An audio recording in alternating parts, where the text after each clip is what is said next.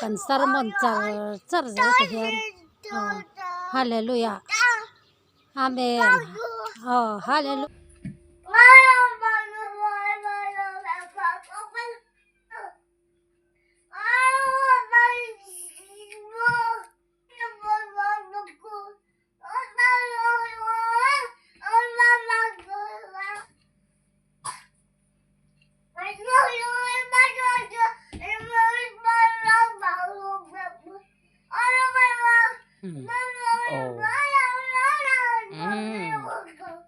Adike lom.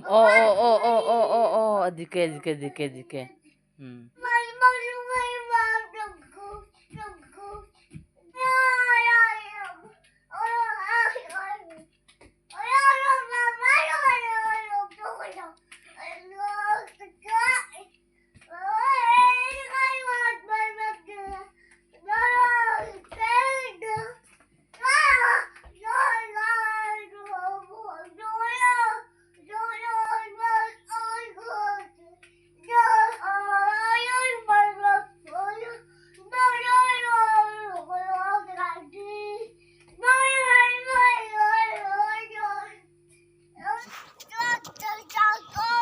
pathian tho hi kan hallelujah amen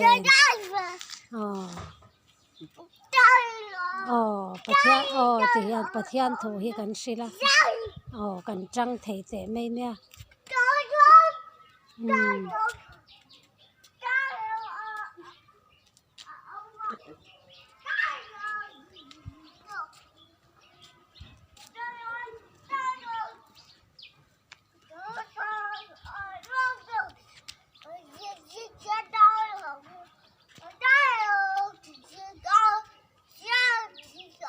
pathian tho te kan se ne mania kan cham ni leng thak thin ne te hian kan to plei thei thin lawa kan sermon te hi amen hallelujah amen hallelujah isoi dik lut